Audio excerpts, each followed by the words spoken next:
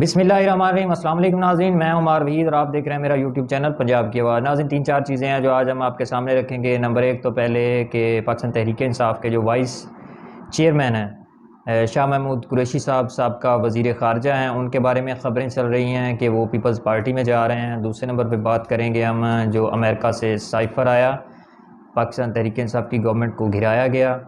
اور نمبر 3 ہم بات کریں گے کہ جو سولر پینل کے انویسٹر بننے جا رہے ہیں ہمارے پرائم منسٹر کے بیٹا سلمان شہباز شریف صاحب۔ اور نمبر 4 ہم بات کریں گے کہ روسی صدر پیوٹن جو ہے وہ اب آگے آنے والے دنوں میں اگر پاکستان تحریک انصاف کی گورنمنٹ آتی ہے تو وہ کیا کرنے جا رہے ہیں۔ یہ 4 چیزیں بڑی امپورٹنٹ ہیں جو آج ہم آپ کے سامنے رکھیں گے۔ تو نمبر 1 ویڈیو کا آغاز کرتے ہیں شاہ محمود قریشی صاحب کے بارے میں۔ پچھلے دنوں کافی ہفتہ ہو چکا ہے کہ خبریں چل رہی ہیں کہ شاہ محمود قریشی وائس پریزیڈنٹ پاکستان تحریک انصاف اور سابقہ وزیر خارجہ جو پاکستان تحریک انصاف کی گورنمنٹ میں رہے ہیں تو وہ پیپلز پارٹی میں جا رہے ہیں۔ تو ان کے بارے میں بیان سامنے آیا ہے، انہوں نے میڈیا سے گفتگو کرتے ہوئے کہا ہے کہ راجہ ریاض صاحب جو پچھلے دنوں لوٹا ہوئے تھے اور ابھی وہ اپوزیشن لیڈر ہیں قومی اسمبلی میں۔ تو شاہ محمود صاحب نے اپنے بیان میں ملتان میں میڈیا سے گفتگو کرتے ہوئے انہوں نے کہا ہے کہ راجہ ریاض صاحب یہ کہہ رہے ہیں کہ میں پاکستان تحریک انصاف کو چھوڑ کر پیپلز پارٹی میں جا رہا ہوں، معاملات طے ہو چکے ہیں، آنے والے دنوں میں باضابطہ میں اعلان کرنے والا ہوں۔ تو انہوں نے کہا اس بات میں کوئی صداقت نہیں ہے، میں کبھی سوچ بھی نہیں سکتا کہ میں پاکستان تحریک انصاف کو چھوڑ کر پیپلز پارٹی میں چلا جاؤں، پیپلز پارٹی میں میری جاتی ہے جوتی۔ مطلب انہوں نے اوپنلی بتا دیا ہے کہ میں پیپلز پارٹی میں نہیں جا رہا۔ انہوں نے یہ بھی بتایا کہ نواز شریف اور زرداری کی طرف سے مجھے آفرز بھی کی گئی تھی، لیکن میں نے عمران خان کا ساتھ دینے کے لیے بڑا سوچ سمجھ کر یہ فیصلہ کیا تھا کہ میں پاکستان تحریک انصاف کا حصہ ہوں اور میں عمران خان صاحب کے آخری دم تک ساتھ کھڑا ہوں۔ میں اکیلا ہی نہیں بلکہ میری فیملی بھی پاکستان تحریک انصاف کے ساتھ کھڑی ہے اور ہم عمران خان صاحب کے ساتھ کھڑے ہیں، لہٰذا ان باتوں میں کوئی صداقت نہیں ہے۔ بلکہ انہوں نے یہ بھی کہا کہ راجہ ریاض کو اپوزیشن لیڈر کہتے ہوئے بھی شرم آتی ہے کہ ایسا انسان جو لوٹا ہوا ہے وہ اپوزیشن لیڈر قومی اسمبلی میں بن جائے۔ تو لہٰذا دوستوں کو یاد رہے یہ کافی دنوں سے چہم گوئیاں سوشل میڈیا پر ہو رہی تھی، تو شاہ محمود قریشی صاحب کا جو ہے باضابطہ جو ہے وہ بیان بھی سامنے آ چکا ہے۔ تو ناظرین، دوسری بات یہ تھی کہ سولر پینل کے بارے میں ہماری جو بیکاری گورنمنٹ ہے، پچھلے دنوں پرائم منسٹر صاحب شہباز شریف صاحب جو ہے وہ ترکی کے دورے پر گئے ہوئے تھے، سرکاری دورے پر، تو وہاں ان کا بیٹا مفرور سلمان شہباز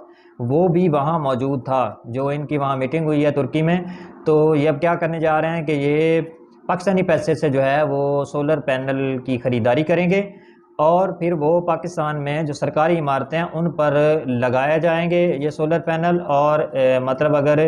10,000 کی چیز ہے تو وہ ہمیں ملے گی 50 سے 60 ہزار روپے میں، جو سرکاری خزانے پر بوجھ پڑے گا۔ عوام کے ٹیکسوں کا پیسہ جو ہے یہ عوام کے جیبوں پر ڈاکہ ڈالنے کا ایک نیا ان لوگوں نے طریقہ جو ہے وہ ڈھونڈ لیا ہے۔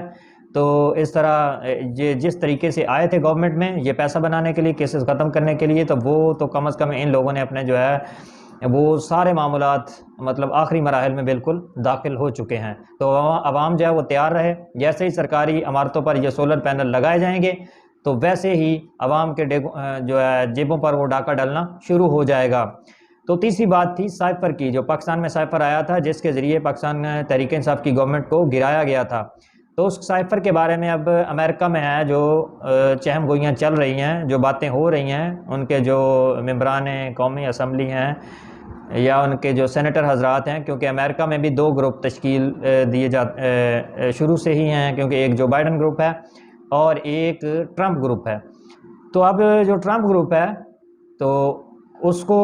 بھی جب گورنمنٹ سے نکالا گیا تھا تو وہ امریکن اسٹیبلشمنٹ کے ذریعے ہی اسے کرسی سے اتارا گیا تھا اور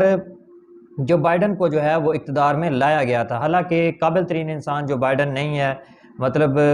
بیمار شخص ہے، متعدد بیماریوں میں مبتلا ہے، اس کی یادداشت بھی کمزور ہے، گفتگو کرتے ہوئے بھول جاتا ہے، 80 سال اس کی عمر ہے، مطلب وہ اس میں قابلیت نہیں ہے جو صدر ٹرمپ میں پائی جاتی تھی۔ ٹرمپ کو وہاں اتارا گیا گورنمنٹ سے تو جو بائیڈن کو کرسی پر بٹھایا گیا۔ تو اب یہ وہاں جو باتیں چل رہی ہیں ٹرمپ کے بارے میں جو ٹرمپ کمپنی ہے، جو ٹرمپ کے اتحادی لوگ ہیں یا جو ٹرمپ کو سپورٹ کرتے ہیں، تو ان لوگوں نے جو بائیڈن کمپنی کو آڑے ہاتھوں لیا ہے. انہوں نے کہا ہے کہ یہ جو کچھ بھی کیا گیا ہے پاکستان میں، یہ بالکل آپ کی نااہلی کی وجہ سے ہوا ہے، کیونکہ یہ سائفر کا بھیجنا، آپ کی نااہلی، وہاں کے لوگوں کے ہاتھ لگنا یا سابقہ پرائم منسٹر عمران خان صاحب کے ہاتھ لگنا سائفر، اس سے ایک تو امریکہ کی بدنامی ہوئی ہے، اور دوسرے نمبر پہ اس سائفر کے ذریعے، اس سائفر کے جانے سے پاکستان ایک ایٹمی پاور ملک ہے جو زیادہ چین اور روس کے قریب ہوتے جا رہا ہے اسی سائفر کی وجہ سے. کیونکہ جو اب روسی صدر ہیں پوٹن صاحب، انہوں نے اپنا ایک پلان تشکیل دیا ہے، مطلب ایک انہوں نے پروگرام تشکیل اپنا دے دیا ہے کہ اگر پاکستان تحریک انصاف کی گورنمنٹ آتی ہے اور عمران خان صاحب وزیر اعظم بنتے ہیں، تو میں سب سے پہلے پاکستان کا دورہ کروں گا، اور پاکستان کی گرتی ہوئی جو معیشت ہے، جس کا تباہ حال ہو چکا ہے، ملک کا دیوالیہ ہونے کے بالکل قریب ہے، میں اسے سپورٹ کروں گا، اور پاکستان کو ان تمام بحرانوں سے میں نکالنے میں پورا کردار ادا کروں گا، لیکن بشرط یہ کہ اگر وزیر اعظم عمران خان ہوتے ہیں تو اس کے بعد انہوں نے کہا ہے کہ ہم ان کو پاکستان کو گیس بھی دیں گے، گندم بھی دیں گے، پیٹرول بھی دیں گے، اور ادھار دیں گے،